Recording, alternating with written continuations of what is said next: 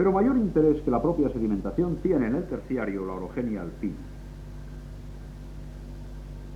Es opinión cada vez más extendida entre los tectonistas que nuestro relieve no era demasiado distinto del actual al producirse las tensiones alpinas.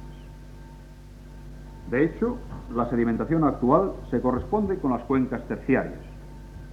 Sin embargo, sí somos partidarios de una importante compartimentación del viejo zócalo en bloques que juegan en la vertical, provocando la reactivación erosiva de los horsts y una nueva disposición de la red hidrográfica. Este fenómeno llevará consigo la colmatación miocena de las pequeñas cuencas endorreicas con depósitos acordes con la sucesión climática, árida en el vindoboniense, húmedo-cálida pontiense y de nuevo árida en el plioceno. Será probablemente en la distensión estírica o en la fase rodánica cuando todo el relieve paleozoico se hunde por occidente, provocando profundas cicatrices y la definitiva canalización del desagüe hacia el Atlántico. La ruptura del nivel de base, especialmente en la Alta Extremadura como en el Duero leonés, se va a reflejar en el encajamiento de la red fluvial en los riberos con una disección importante de la penillanura. Destacados fenómenos de fractura aparecen en las sierras medias, ejemplos magníficos, con arrumbamiento este-oeste. Será esta la dirección dominante de los grandes ríos, quienes habrán de luchar con las duras cuarcitas ordovicienses, como sucede en el impresionante Portillo de Cijara. Una red armoricana todavía visible, concretamente, especialmente en Villuercas, se verá alterada profundamente. El bloque más hundido, tras la flexión de Sierra Morena, recibirá los aportes del Guadiana Medio y la Serena y Barros verán así sus suelos enriquecidos con el lavado volcánico del campo de Calatrava. El Cuaternario parece el marco genético más adecuado para la formación de la raña, morfogénesis fría con profunda gelifracción, seguida por periodos de lluvias impetuosas pero irregulares. Resistacia, que está tallando verdaderos macroglacis de acumulación de conglomerados angulosos y heterométricos. El resultado de toda esta evolución es la Extremadura actual. De norte a sur, 3 escalones arrumbados en el sentido de los paralelos, enmarcando las grandes arterias del Tajo y el Guadiana. El sistema central divisorio entre las dos submesetas, el escalón medio extremeño o flanco meridional de Guadalupe, Montánchez y San Pedro, y el frente de choque flexionado de Sierra Morena. De nordeste a sudoeste, la gran cicatriz tardiercénica de Plasencia o de Mira, salpicada de intrusiones y diques básicos fundamentalmente. De noroeste a sudeste, las bandas armoricanas peniarrasadas y alternantes, granito, cámbrico y silúrico, en un tema varias veces repetido, tanto en la alta como en la baja Extremadura. Los granitos se inyectan en potentes batolitos en la raíz de los anticlinorios. Al ser arrasados, aparecen en superficie con bellos berrocales o preciosos inselveres, como el clásico de Trujillo, o el más espectacular si cabe de Santibáñez el Alto. Lo demás son flancos ruiniformes de una estructura plegada. Algún sinclinal casi intacto se conserva en la zona de Villuercas, como el magnífico de Guadarranca. En otras partes se hace difícil ya la reconstrucción, incluso en el aparentemente simple cierre braquisinclinal que rodea la ciudad de Cáceres. Todo este proceso nos da el relieve actual, una gama variada de formas que abarcan desde la llanura hasta la energía de montañas jóvenes. Llanuras de colmatación terciaria y cuaternaria en el Alagón Medio, Arañuelo, Guadiana, Serena y Barros. Penillanuras pizarreñas paleozoicas, disecadas por la red fluvial en el área Trujillo-Cáceres-Alcántara, tierra de Alburquerque, Siberia, etc. Penillanuras alomadas, modeladas sobre granitos en transición a sierras de suaves y redondeadas pendientes, en el Piedemonte Verato, Alcántara, San Pedro, Mérida, Montánchez y algunos sectores de la Sierra Pacense. Agujas enérgicas de saltos bruscos en las cresterías cuarcíticas de Villuercas, Hornachos, Pedroso y Sierra Morena. Flancos de escarpes tectónicos imponentes de hasta 2000 metros en la solana del sistema central. una morfología, en conclusión, variada en altitud, pendientes, orientación y génesis, con bruscas alternancias de procesos morfogenéticos, biostáticos y resistáticos.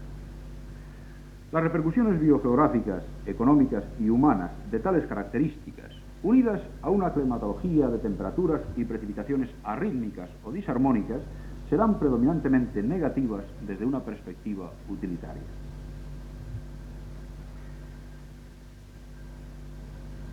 El espacio conocido como región extremeña queda, por tanto, atendiendo al marco físico, definida con cierta aproximación por la isoipsa de 400 metros y el afloramiento del zócalo.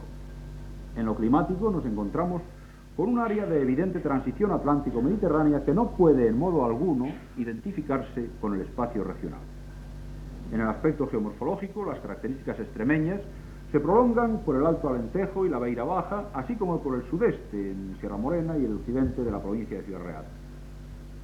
Si buscamos la identidad en la hidrología, aparecen dificultades en el límite de Duero-Tajo, con el Alagón, y en el sur de la provincia de Badajoz, drenado por la red del Guadalquivir. En todo caso, la delimitación oriental y occidental se muestran francamente problemáticas. Tampoco la biogeografía resuelve el problema.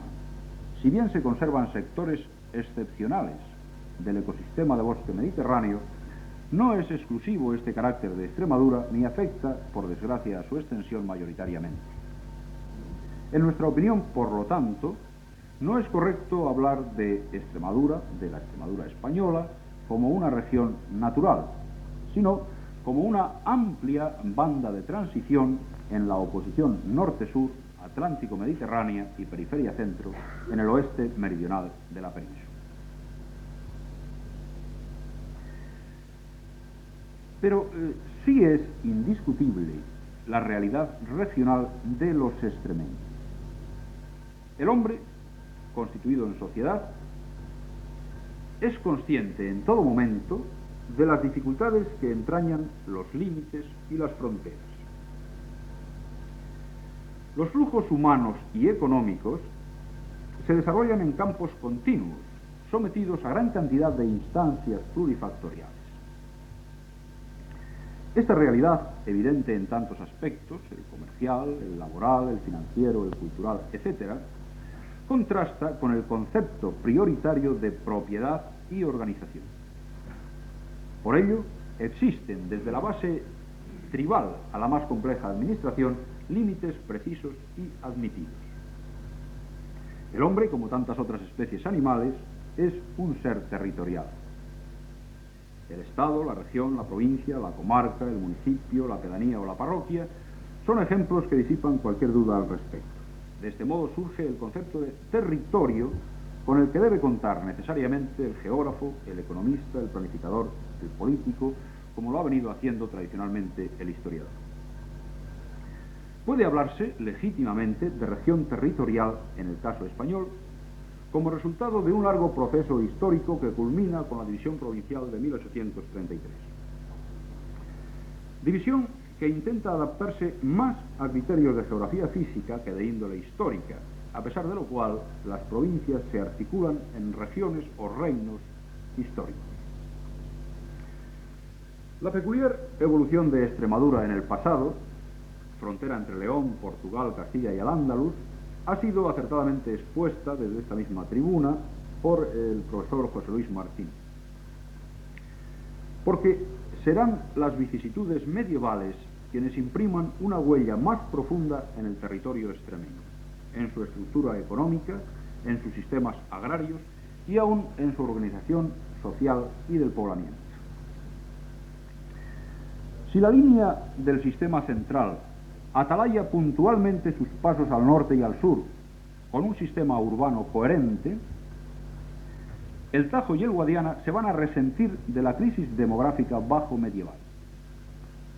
Órdenes militares y nobleza pasan al protagonismo que más al norte tuvieron al unísono municipios y corona. Una economía agropecuaria extensiva y un poblamiento concentrado y distante serán algunas de las consecuencias. Los caminos naturales han ejercido un peso fundamental en la organización estructural del territorio. El Camino de la Plata puede ser uno de los ejemplos más claros, seguido muy de lejos por el Tajo y el Guadiana. La arteria de la Plata organiza en coherente medianía el espacio extremeño. Sus bases se apoyan en los pasos más accesibles de la montaña y de las demás unidades fundamentales, drenando la circulación meridiana de la Lusitania interior.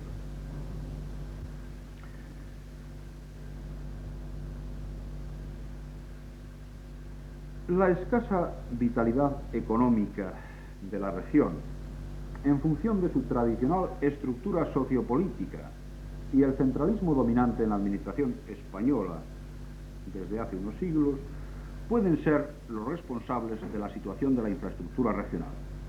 Recursos naturales subutilizados, red de comunicaciones obsoleta y malla urbana inorgánica. Extremadura cuenta con recursos mineros, agropecuarios y energéticos destacados. La minería es variada. Precisamente acaba de aparecer un pequeño trabajo de la Facultad de Ciencias dirigido por el profesor Galán, enormemente ilustrativo al respecto. Sin embargo, los umbrales de rentabilidad están limitados por la escasa potencia de los filones y por el factor transporte hasta los centros de eventual tratamiento.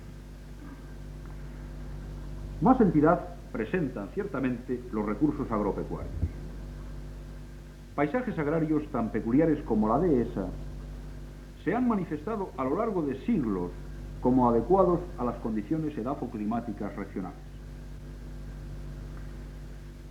Paralelamente, pueden significarse los campos extensivos de cereal o viñedo, de arañuelo, de barros y la serena. El ganado lanar y de cerda han situado frecuentemente a Extremadura a la cabeza del ranking nacional. Recientemente se amplía el horizonte agropecuario con la bonificación por riego que afecta a una superficie próxima a las 300.000 hectáreas. Planes cuya rentabilidad económica y social ha quedado muy por debajo de las previsiones debido a un déficit de inversión industrial y a la deficiente organización técnica de los sistemas de cultivo, ello sin penetrar en los defectos de articulación cooperativa y en el reducido ámbito superficial de la explotación. Podemos añadir los recursos forestales, con extensas superficies repobladas en especies maderables de pino y eucaliptus, así como notables manchas regresivas de encina y alcornoque. No podemos entrar en las repercusiones ecológicas que la actual y previsible política forestal conlleva, ya que la digresión sería excesivamente larga. No obstante, son consideraciones que deben plantearse con toda la minuciosidad que el tema requiere. Por último, conviene considerar la infraestructura energética de Extremadura, especialmente intensa en Cáceres con la red hidroeléctrica del Tajo inferior. Sistema que se verá ampliado por la entrada muy próxima en funcionamiento de Almaraz y Cedillo y aún más con la construcción de Valdecaballeros. Un volumen energético que sitúa a nuestra región a la cabeza de las áreas de producción sin que se modifique la regresiva clasificación en lo que a consumo se refiere. La articulación del territorio en lo social y económico se manifiesta en una red de comunicaciones que canaliza flujos e intercambios entre grupos humanos separados espacialmente. Extremadura cuenta con una estructura peculiar de las comunicaciones que revela la superposición de dos criterios interferidos, una concepción ortogonal y una concepción radial en las relaciones peninsulares. Ambos criterios se pueden identificar con sendos ejes fundamentales, la carretera 630 Gijón-Sevilla y la radial de Madrid a Lisboa por Badajoz. El esquema radial es el más claro exponente de las directrices centralistas que han regido al país en los últimos siglos. Madrid ha supuesto y supone aún el centro decisorio de la política y la economía, y además es el mercado interior de ámbito metropolitano más importante y próximo. El peso que pudiera ejercer Lisboa se ve amortiguado totalmente por el efecto de pantalla que ejerce la frontera. Este aspecto es evidente en el trazado de la red de carreteras en cualquier mapa que podamos observáis. Frente a él, el esquema ortogonal organiza el espacio ordenadamente en función de los intercambios norte-sur en el occidente peninsular a uno y otro lado del antiguo camino de la Plata. 4 hitos aproximadamente equidistantes constituyen el origen de otras tantas ramificaciones, permitiendo una interpretación coherente y casi regular del territorio. 82 kilómetros separan a Plasencia de Cáceres, 68 a Cáceres de Mérida, 60 a Mérida de Zafra, por no continuar por el norte hacia Béjar, Salamanca o hacia el sur Santa Olalla, Sevilla.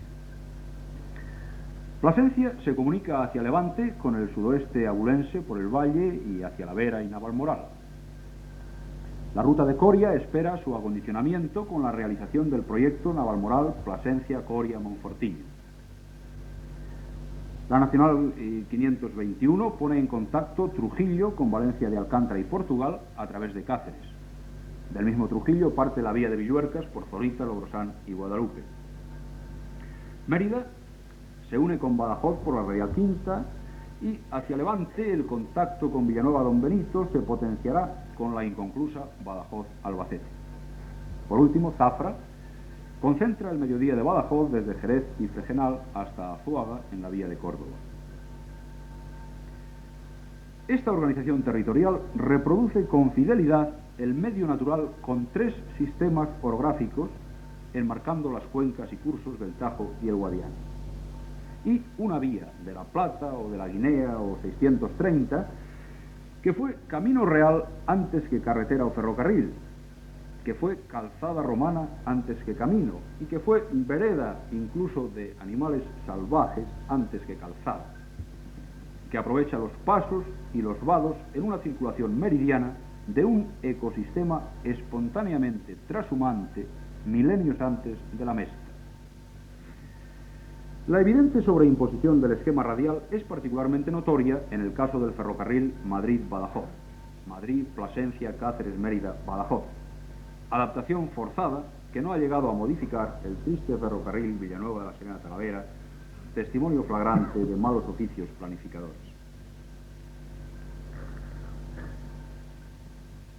Que Extremadura sea un territorio con un espacio, con unos hombres, que no todos se fueron y aquellos anhelan regresar, nos exige clasificarla como una región plan.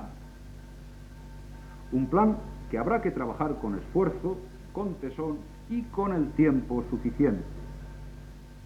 Un plan que, en mi opinión, debe tender a la creación de una región polarizada. La ordenación del territorio, afirma Labbás, no tiene pues más marco concebible que el de la región polarizada, región urbana o región a secas, o bien esté ya constituida o sea necesario reforzarla o para promoverla.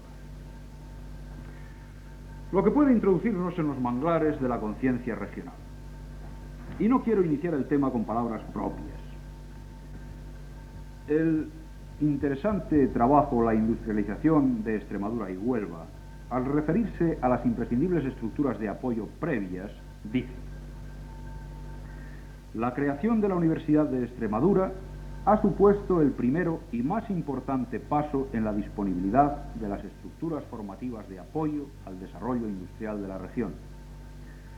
Resulta obligado, sin embargo, aunque pueda ser mal comprendido por ciertos sectores provinciales, poner de manifiesto el continuado error de desaprovechar la ocasión de utilizar la estructura de apoyo universitaria como un factor de integración regional de Extremadura, hecho tanto más grave cuanto resulta preciso disponer del mismo para lograr la consolidación del necesario espíritu industrializador.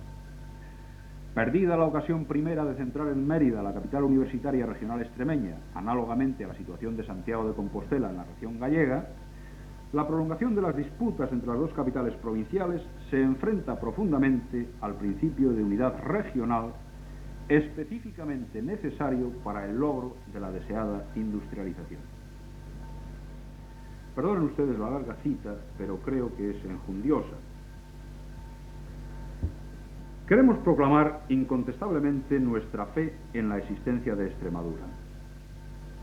Y porque Extremadura existe, no es necesario inventarla, pero sí organizarla.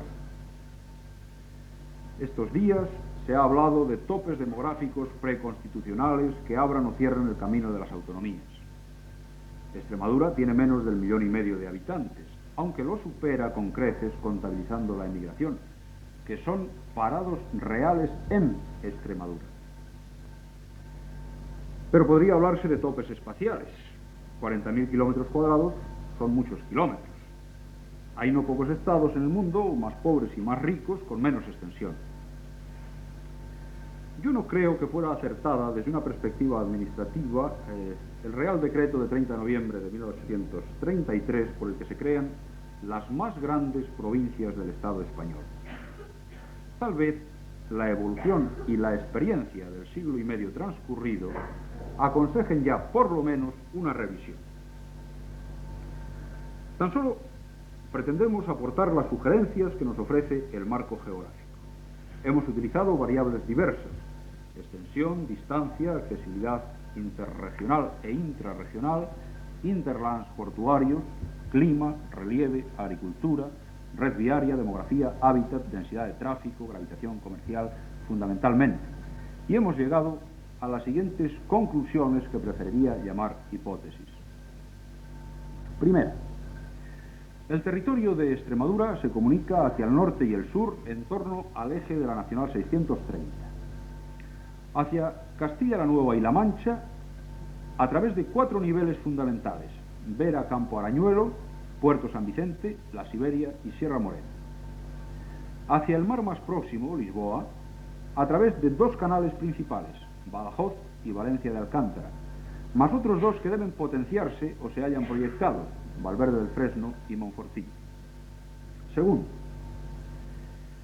esta malla viaria se apoya en una red urbana no excesivamente deteriorada, basada en 4 núcleos equidistantes sobre el eje meridiano, flanqueados, cada uno de ellos, por sendos núcleos compensatorios o complementarios al este y al oeste.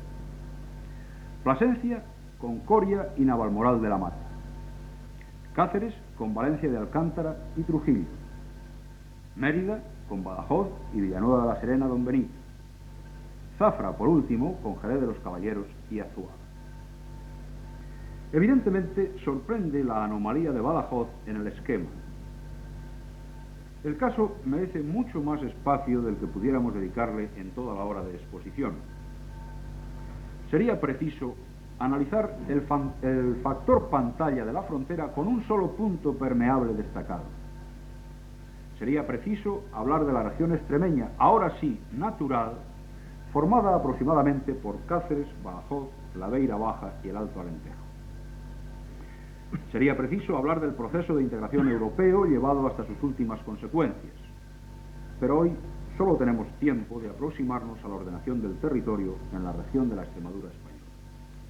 Tercero, de todo lo dicho, se nos dibuja con cierta insistencia el esbozo de 4 circunscripciones administrativas de rango provincial, con las mencionadas cabeceras de Plasencia, Cáceres, Mérida y Zafra, lo que no implica de ningún modo la multiplicación del cantonalismo centrífugo, porque, cuarta, es necesaria la potenciación de una capital regional.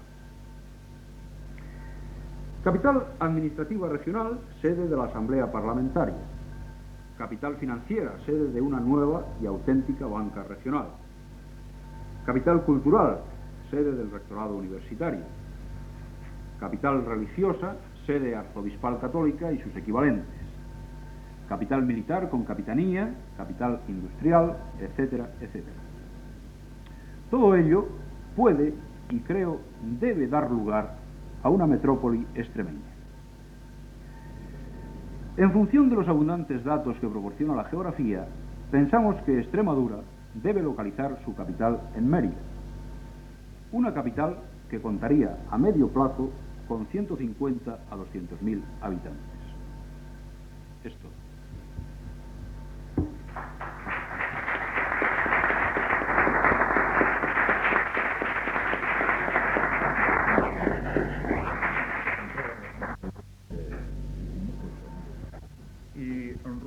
al profesor Barrientos que comience a contestar y a leernos las preguntas y a contestar a las preguntas que se le hayan efectuado. En primer lugar, se me pregunta, pensando en una mayor transparencia e intercambio fronterizo con Portugal, ¿no sería más conveniente propiciar la capitalidad de Badajoz? Pues en definitiva, la salida natural al mar es por Lisboa y no por Huelva o Sevilla. Estoy completamente de acuerdo en que la salida natural al mar de Extremadura es Lisboa. Salida al mar que creo que se potenciará sensiblemente con la construcción de esta comunicación Navalmoral, Plasencia, Coria, Monfortiño. Pero si todavía encontramos una frontera permeabilizada, esta proximidad será mucho mayor. Ahora, la capitalidad en Badajoz. Evidentemente, este es un tema que no se puede considerar de ninguna manera cerrado por una exposición de tipo ensayístico. Es un problema que debe de luchar, en primer lugar, con muchos intereses, y en segundo lugar, que es extraordinariamente complejo y admite muchas opiniones y muchas discusiones. Yo he expuesto una teoría, unas hipótesis que geográfica y objetivamente para mí me han parecido razonables. También creo, y esto ya no lo he estudiado con profundidad, que en una potencial Extremadura hispano-portuguesa la capital podría ser y debería ser Badajoz. Ahora bien, yo tengo serias dudas sobre la capacidad de integración política de la Comunidad Europea, no ya de la actual, sino de la futura. Es por lo que decididamente estudié la Extremadura española. Si no, si yo hubiera entendido que la integración política era factible y relativamente próxima, es seguro que hubiera estudiado la Extremadura completa, la Extremadura española y portuguesa. Es decir, sí, creo que se debe propiciar la capitalidad en Badajoz siempre y cuando sea posible esa región. Ahora, yo me pregunto, ¿es posible? Ciertamente creo que se han expuesto ya opiniones en este seminario, concretamente ayer el profesor Campos Norman, e incluso hace 2 días también se aludió a estas cuestiones. Yo lo veo difícil, yo lo puedo responder. Don Ricardo Rocha dice, es preciso reconocer dentro de esta región extremeña, cuya entidad se basa fundamentalmente en razones históricas y socioeconómicas, de más comarcas naturales con entidad no solo histórica, sino física. ¿No cree el conferenciante que dentro de un orden de organización regional es más racional potenciar estas comarcas y sus cabeceras en lugar de ampliar el número de demarcaciones provinciales? Es decir, ¿no es mejor 10, 12 comarcas de dimensión humana y operativa que 4 entes provinciales artificiales?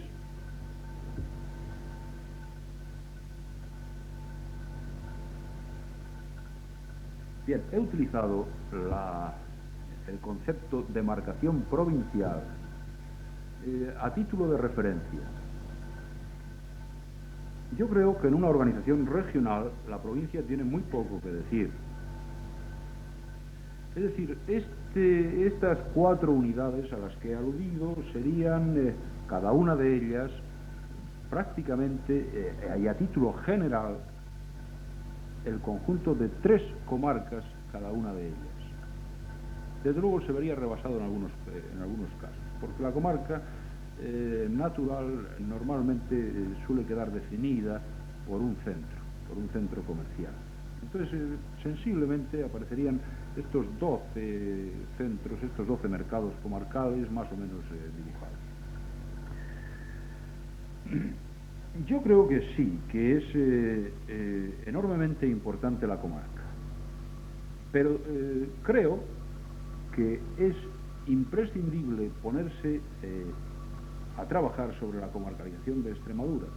Yo creo que conozco alrededor de 6 divisiones comarcales distintas, además a veces radicalmente distintas. Yo lamento muchísimo no poder aportar una división comarcal de Extremadura. Y además confieso que es una de las preocupaciones primordiales que tenemos en el Departamento de Geografía de la Universidad. Lo que pasa es que creo que es un tema, en este caso ya sí sería un tema operativo, no cabe la improvisación. Se requiere una investigación muy profunda que no puede hacer una persona sola. Ni siquiera en el caso de la geografía se necesita el concurso de mucha gente. Puedo adelantar que se están realizando e iniciando tesinas y tesis doctorales al respecto. Creo que si tuviéramos el concurso de administrativistas, de economistas y algunos otros profesionales, podríamos obtener una comarcalización coherente en un plazo no menor de 1 año o 2 años. Es decir que yo le doy la razón, pero también les pongo mis limitaciones. El tiempo de que he dispuesto para plantearme esta ponencia no me ha permitido, hubiera sido imprescindible una excesiva generalización, improvisación.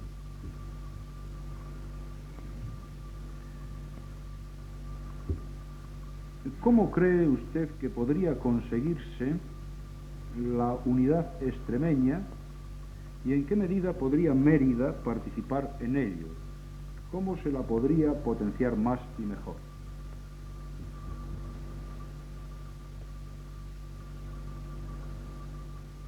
Bien, creo que estamos intentando en este seminario y tantas otras veces conseguir o poner ladrillos para el edificio de la unidad extremeña. Los extremeños se sienten extremeños, por lo tanto, Extremadura tiene una unidad real que solo artificialmente se puede pretender destruida. Yo no creo en que no exista unidad regional. Lo que sí creo es que con excesiva frecuencia e insistencia se ha insistido en la desunión regional. No sé por qué, aunque me lo imagino.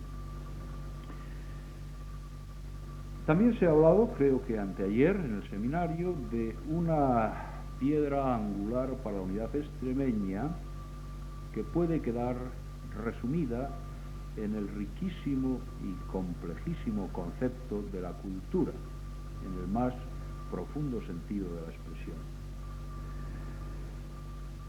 ¿En qué medida podría Mérida participar en esa unidad? Pues exactamente igual que Navalmoral de la Mata y que Azuaga, con un sentido de objetividad que no es real, que es utópico.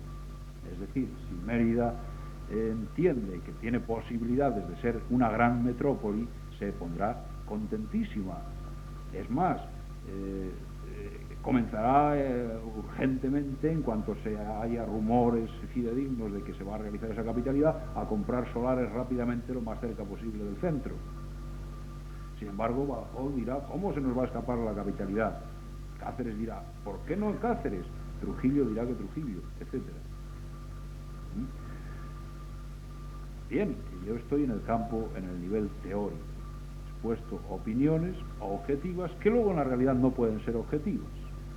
Por eso, ustedes comprobarán cómo mañana los medios, hoy mismo los medios de comunicación social, pues expondrán una opinión de lo que se ha discutido aquí, probablemente influida, probablemente de alguna manera calcando las tintas sobre los aspectos más conflictivos que luego van a ser probablemente mal interpretados o parcialmente interpretados por la población.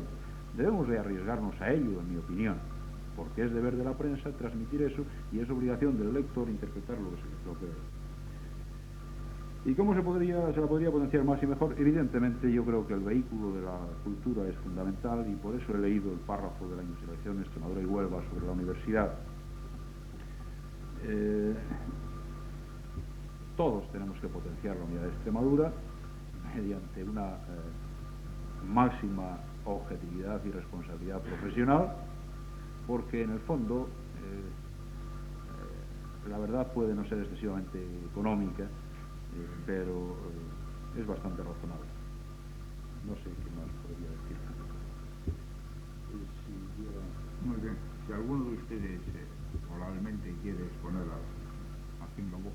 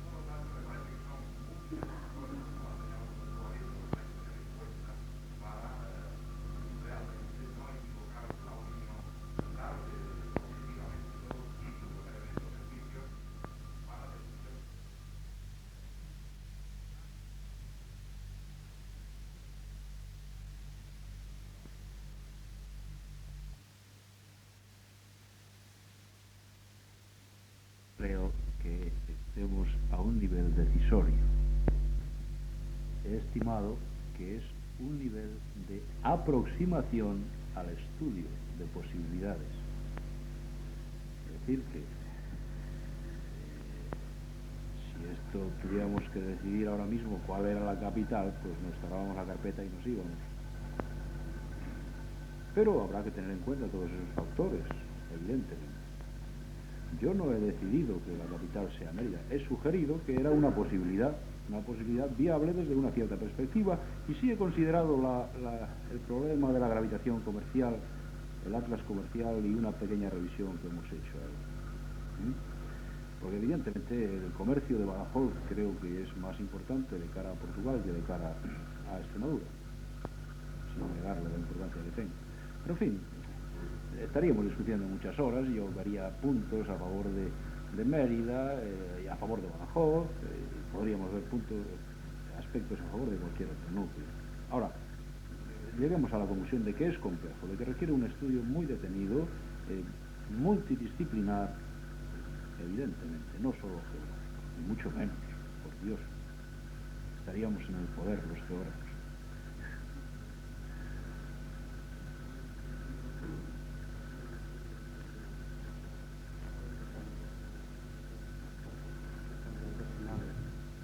No son hasta ahora, no son como las del profesor Barriento, pero su postura parece interpretarse que un análisis, un ensayo geográfico insisto, de la realidad extremeña nos conduce científicamente a defender la capitalidad de Mérida. Pero yo creo que eso sería, es decir, que está muy condicionado ese análisis por aspectos o por interpretaciones geográficas que yo me atrevería a apreciar como muy cerca del determinismo geográfico. Bien sabe el profesor Barriento que, por ejemplo, es la postura de Pierre George en su geografía activa, que lo fundamental no es la geomorfología, sino las colectividades humanas que actúan sobre ese medio geográfico. Y tan importante es para la geografía el estudio de la fricción espacial, es decir, de los ejes de comunicaciones, como el estudio de las colectividades humanas. Es decir, que tan importante para la geografía es el estudio del eje norte-sur, oeste-oeste, como estudiar la colectividad humana, una colectividad humana. Entonces, el geógrafo debe de tener en cuenta también que un hecho geográfico es el que en Badajoz existe la mayor aglomeración, la mayor concentración demográfica de la región extremeña. Nada más que esto. Bueno, en primer lugar quiero pedir perdón al auditorio por el rollo geomorfológico y climático que les he metido, porque piensen que la concepción del seminario era ligeramente distinta. Esto hubiera sido la primera ponencia del seminario y por circunstancias personales ineludibles ha tenido que posponerse. Entonces, quizá hubiera sido más oportuno iniciar con unas visiones generales del medio físico. En segundo lugar, de ninguna manera debe ser modesto Nacianceno Viera, que es buen amigo y compañero incluso del curso de carrera, en su interpretación de mis conocimientos geográficos comparándolos con los suyos. Totalmente de acuerdo. Las colectividades humanas justifican el estudio de la geografía, si no. En cuanto a los flujos de comunicación, que son menos importantes que las colectividades humanas, es una consecuencia de las colectividades humanas que intentan expandirse, que intentan organizar el espacio. Y lo han hecho de una manera, yo quiero creer que sabia a través de muchos cientos de años. Podríamos aplicarlo al campo incluso de la economía agrícola. No podemos concluir desde nuestra perspectiva técnica del siglo XX que la utilización del suelo anterior fue errónea. El agricultor es enormemente sabio. Bien, llevando todo este razonamiento hacia una concepción de la geografía aplicada al territorio extremeño, tenemos la realidad de una jerarquía urbana a la que aludías, además con una ratio orden-tamaño bastante bien diseñada dentro de lo que cabría esperar para Extremadura. Pero, en fin, yo he querido atreverme, como decía Martín Lobo, a sobrevalorar la capacidad de decisión de las colectividades sobre realidades que puede que estén mal concebidas. No quiere decir que lo estén necesariamente, sino que pueden estar. Ahora, evidentemente, además podemos hacer público que no estamos en absoluto de acuerdo sobre nuestra concepción geográfica a este respecto de Extremadura. Esto es maravilloso, es perfecto. Vamos a intentar seguir estudiando conjuntamente entre todos, y creo que tu aportación sobre el estudio urbano de Badajoz pues deberá marcar un hito en el conocimiento geográfico de Extremadura, y además lo estamos todos esperando con ilusión, de verdad.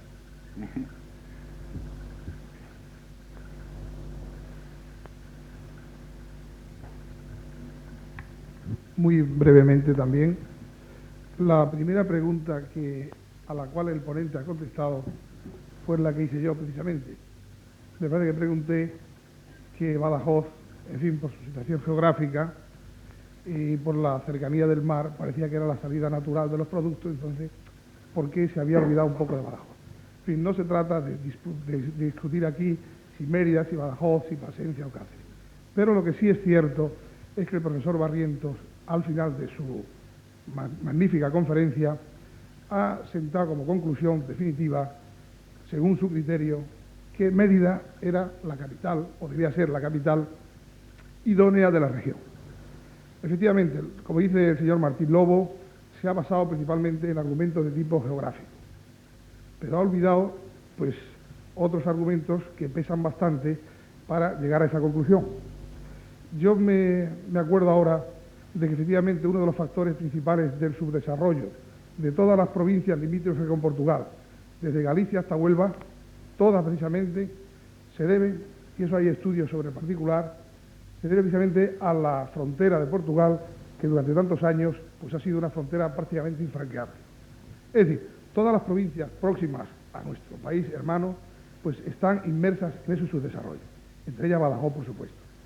Si la ciudad de Badajoz precisamente se debe a algo de desarrollo, ha sido precisamente por su intercambio con Portugal. Entonces, alejar la capitalidad de Extremadura 60 kilómetros más hacia el este, hacia Mérida, yo no pienso en que sea capital de Extremadura, sino que lo que pienso, porque claro, no se trata de circunscribir Extremadura solo, sino proyectarla hacia el exterior, hacia el intercambio con Portugal.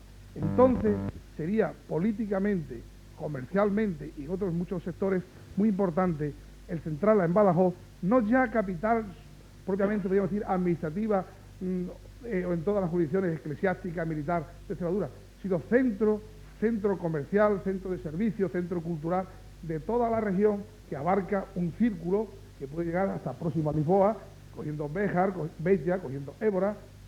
Esa es la postura que yo mantenía.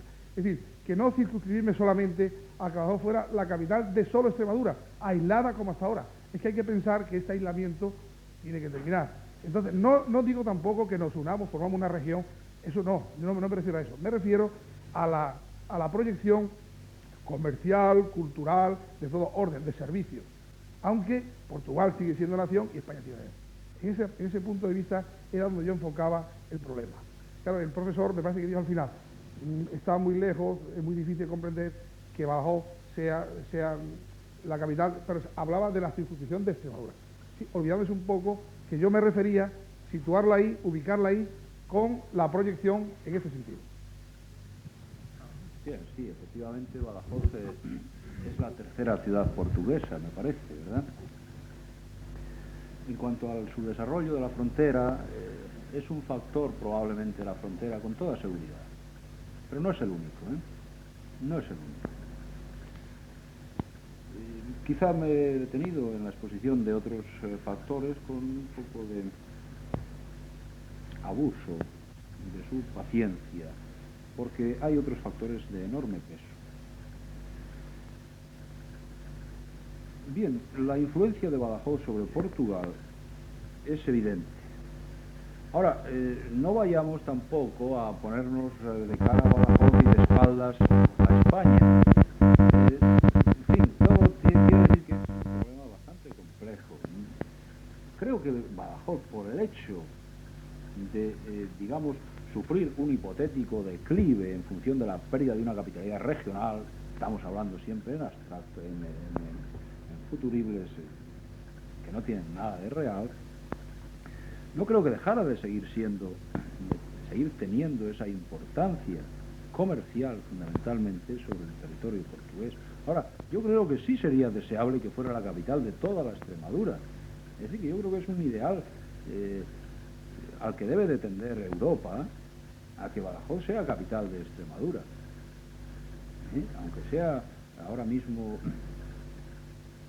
poco probable o poco próximo, yo creo que es un futuro al que hay que tender y que creo que, en fin, ya haciendo interpretaciones excesivamente generales de la historia deberá de llegar.